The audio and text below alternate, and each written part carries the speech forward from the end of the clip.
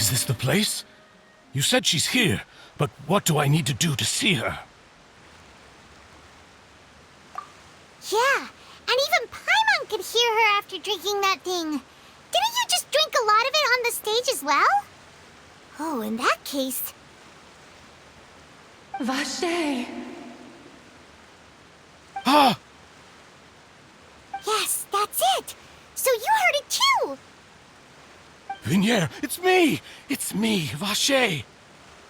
Vache? Vache! I'm here! I'm here! Where are you, Vignier? I'm coming for you. I'm finally here for you. Hey, wait! Be careful! Hey, wait!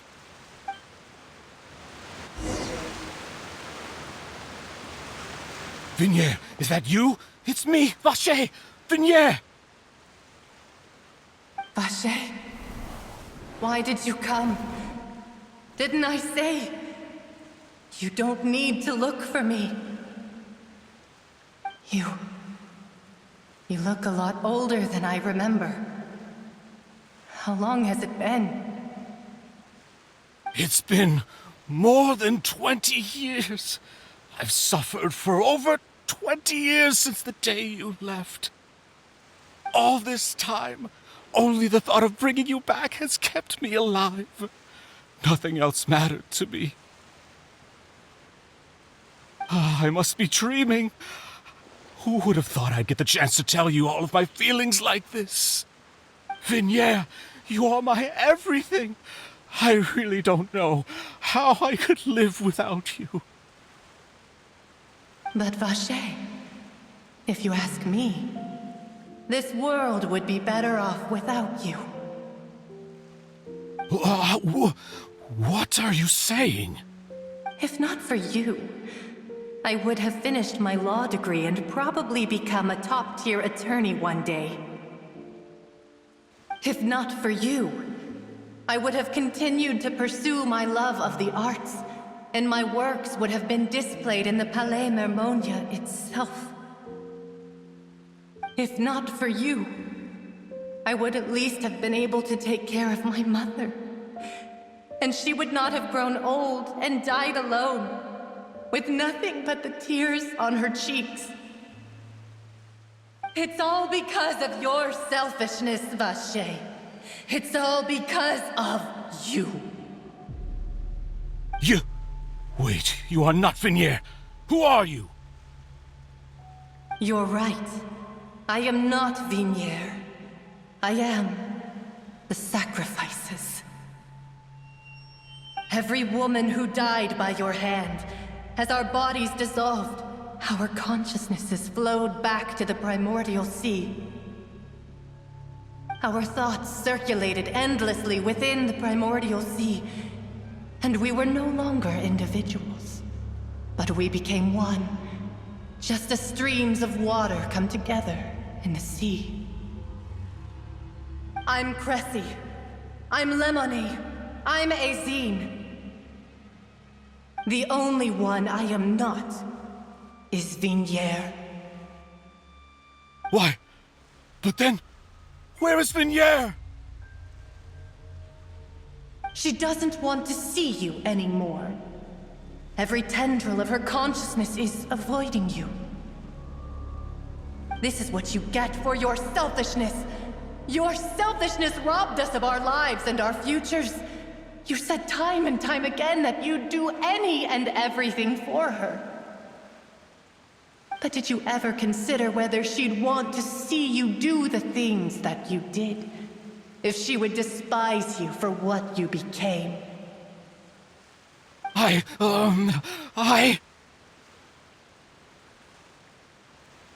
You are a liar, a heartless murderer, and a cowardly narcissist.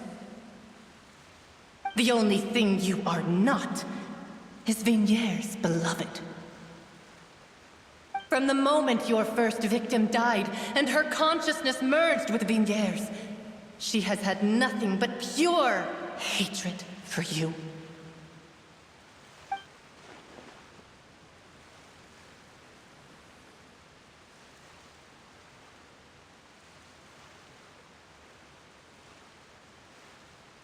No. Yeah. She can't hate me. Let me see her. Please. Have mercy. You still don't understand. When I said don't look for me, that came from the real Vignier. She really doesn't want to see you anymore.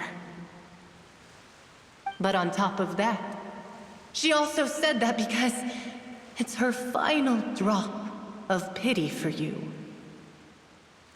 She said that because she knew that if you did come here, we will show no mercy to you.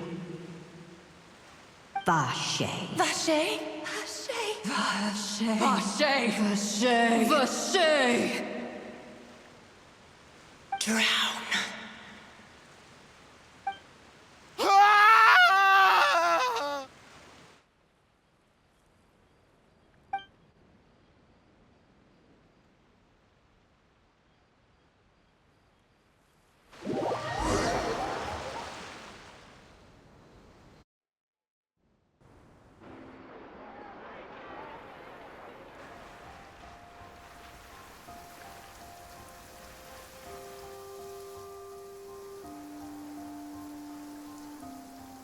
Finally, we have some time to do shopping.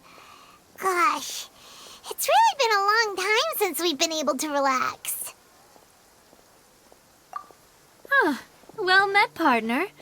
I knew something great was going to happen when I woke up in such a good mood today. Even this weather can't put a damper on the demoiselle's mood. It's a pleasure to see you both again. Oh, hey, Navia!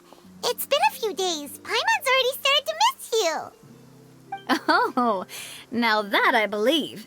I'm easy to work with and always bring home the bacon. Who wouldn't treasure having a partner like me? Sounds like you're really enjoying life these days, Navia. What have you been busy with since the trial? It's just been one thing after the other. I've been making non-stop trips between Poisson and the courts in Seine. Everyone from Spina di Rosula organized a memorial for my father. We never held a memorial when he first died, since everyone knew that even if we held one back then, no one was going to come. This time, though, everyone in Poisson, and even many people from the court, all attended. So his name's definitely been cleared now. That's what we like to hear. It's been the dearest wish of Demoiselle all along. That blasted stubborn fool. I was right to put my faith in him. I'm so glad I didn't give up on the case all those years ago. Oh, by the way, I ran into Charlotte just after I left the memorial service. Well, maybe it'd be more accurate to say I knew she would be there, and there was no way she'd just let me go. Huh? So you know Charlotte too? The Charlotte? Journalist from the Steambird? Yeah, way back when I first became the president of the Spina di Rosula, she was all over me. Wouldn't take no for an answer. I believe the story was called The True Heart of Darkness, Secret Tales of the Yellow Rose. To be fair, though, it was a really flattering feature. So, we've been on pretty good terms ever since. She was trying to lean on our friendship to get me to do an exclusive piece on the serial disappearances case. Oh yeah, she told us about that. She's always been super interested in that case, so now her wish has finally come true too. Anyway, I told her to make sure that when she writes about you guys entering the opera house with the critical evidence, that you both sound really cool. Now that's another thing to look forward to. We trust Charlotte's skills with a pen for sure. Oh, and in other news, I also took Clarande out for a meal. Oh, are you two on better terms now? While you were investigating Vache's headquarters, Clarande gave testimony on my father's behalf. It was thanks to her that we were able to turn the tide. I wanted to thank her. I mean, there's also no point in being awkward all the time, so we took the chance to reconcile with each other. Oh, that's great. Paimon also thought Clarande wasn't actually a bad person. It's always more friends. Anyway, now that the case has finally been solved, perhaps it will slowly begin to fade from the public consciousness. Oh, actually, there's still one last thing I need to do. What is it? I should pay a visit to my father's grave and tell him the truth of what happened, as well as how it all ended. And on top of that, just how much people still look up to him to this day. That includes me, too. Miss Navia. Indeed. We want to go too! We also think Callus is a really admirable person. Sure thing. I'd like you two to share the moment with me. After all, without you, there might not have been such a positive ending. And in that case, everyone, let's be off. Considering the recent weather, we'll be lucky if we can reach Poisson before dark. Yeah, you're right. It's been raining non-stop for a few days now.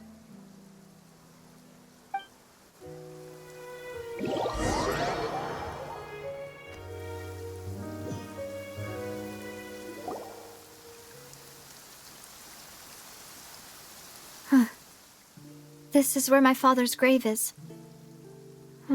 To be perfectly honest, even I haven't been back here for a long time. Huh? There's someone there already. Wait. That figure. It can't be...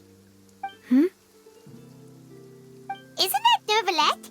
Why would the Chief Justice be here? Huh? Navia?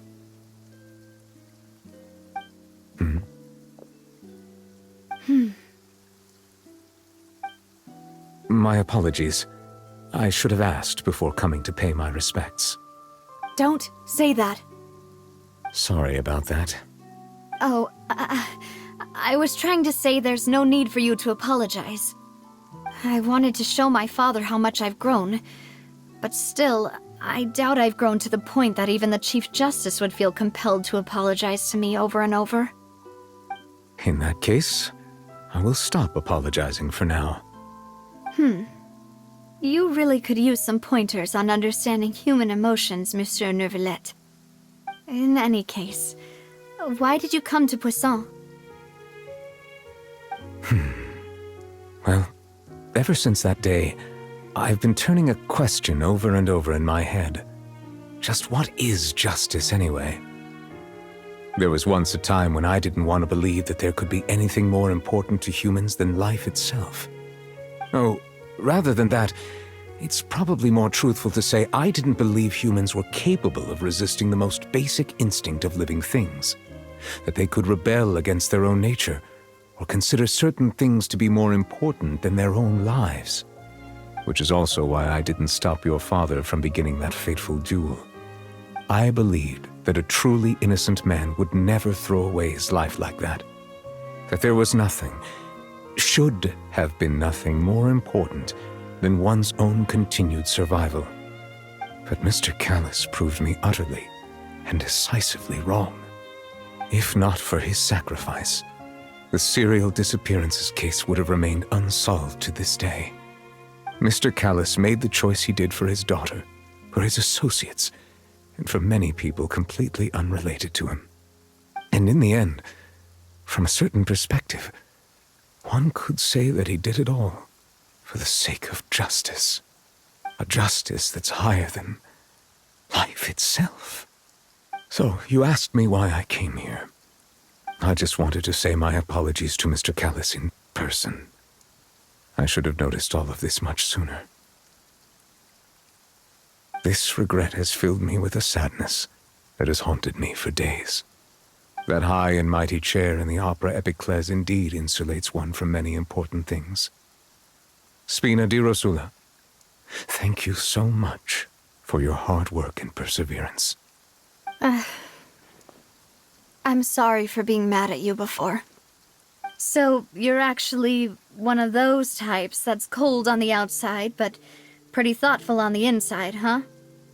That reminds me of Silver, one of my guys.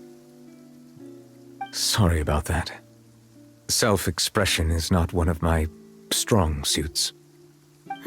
Didn't I just say you don't need to apologize?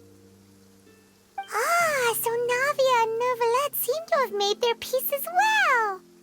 Let's not disturb them for now. We can wait till after they're done.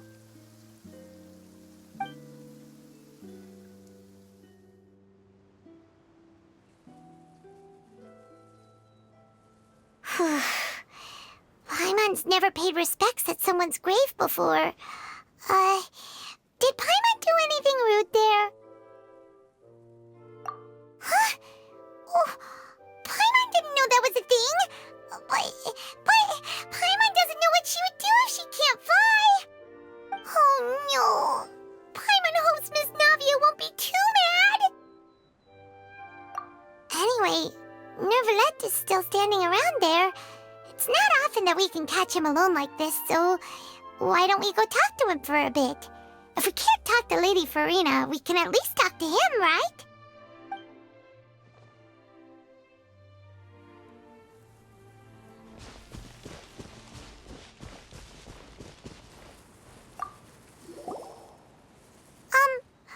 Paimon's really sorry, Navia, but Paimon did something pretty disrespectful just now. What are you saying, Paimon?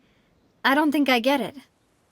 Well, aren't you not supposed to fly around someone's grave? Huh? Who told you that? Hey, Traveler! Why did you mess with Paimon again?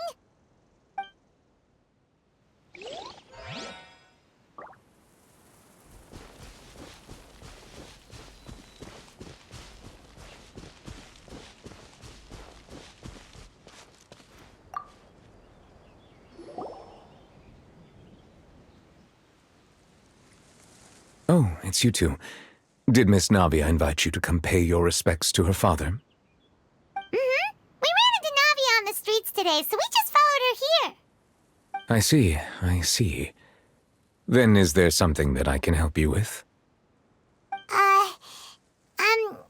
Well, it's pretty hard to run into you like this since you're usually super busy. So we figured we could try to ask you a few questions, if that's okay. Please feel free. Though outsiders, you helped us solve one of the greatest mysteries in Fontaine, and it would be my pleasure to return the favor.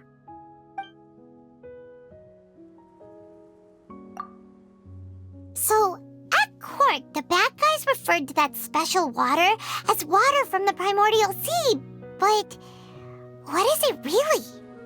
Truthfully, that name is already quite accurate. I can only surmise that Vacher and his ilk only learned of its nature and existence after extensive research. There used to be a special sea on the surface of this planet. The nature of its seawater was rather different from that of the sea we know today. Most of Tevat's life forms were first born in that special sea. You could say it nurtured much of the life on this planet. Huh. So it really was where everything began. It makes sense to call it primordial then. But today, the primordial sea no longer exists on the planet's surface. What Vacher discovered must have been some kind of special case, or a remnant from a truly ancient age. Huh. So that's how it is.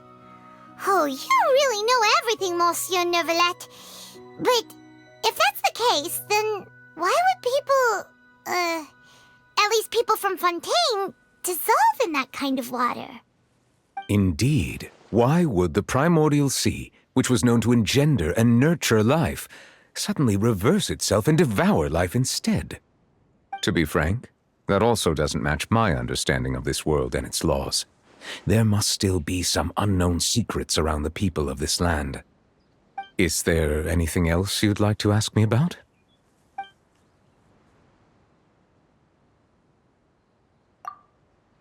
That the sea levels will rise and everyone will be dissolved in water, leaving Farina crying alone on her throne, but the sins of the people will be finally washed away for good. Does that appropriately summarize the version you've heard? That's right! It was Linny that told us back then. And that about covers all the main points.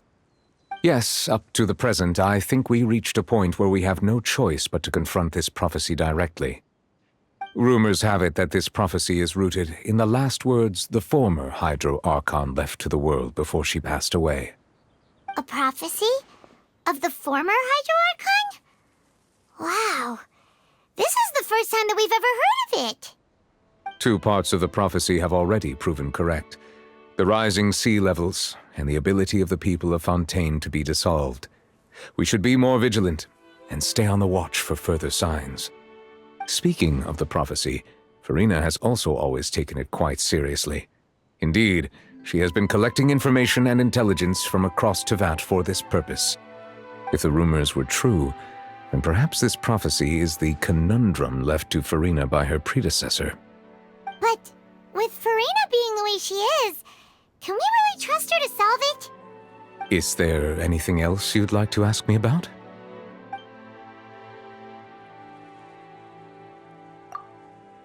My apologies. My investigation has still not reached its conclusion. However, I still believe the judgment of the Oratrice was not rendered arbitrarily. Huh? But you also said you thought he was innocent. For many years, I have been quite aware that the Oratrice does not simply mechanically repeat the verdict that I give on each case. As a divinely created mechanism, the people's unified faith in the concept of justice is integrated into it. Not only can it produce the incredible power of indemnitium, but it likely also possesses other traits, such as self-awareness. Which is all to say, I have been prepared for a situation like this for a long time. So when Lenny told us that he heard a human voice from the room where the Oratrice's core is stored... I was not aware such a thing had occurred. Perhaps that could serve to prove my conjecture. I will add that to the list of items to investigate. In any case, I am inclined to believe that the Oratrice does have a methodology all its own. We just do not have enough information. Based on Farina's reaction, I doubt even she had any idea what was going on. She managed to bluff her way through it, though, with her time-tested twin tricks of bravado and drama. While we do intend to get to the bottom of this, for now, we regret to say that the Fatui Harbinger will just have to bide his time in the fortress of Meripede. If we did incorrectly convict him of crimes he did not commit, we will most certainly compensate him to the fullest extent allowed by the law. If you ask Paimon, the only compensation he'll want is a no-holds-barred fight with you. Is there anything else you'd like to ask me about?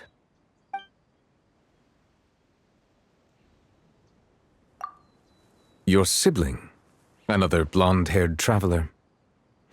I'm sorry, but I've never seen anyone who matches that description. If she ever stepped foot in Fontaine, I'm sure she followed our laws to the letter, and had no reason to appear on the stage of the opera Epiclese. Is there anything else you'd like to ask me about?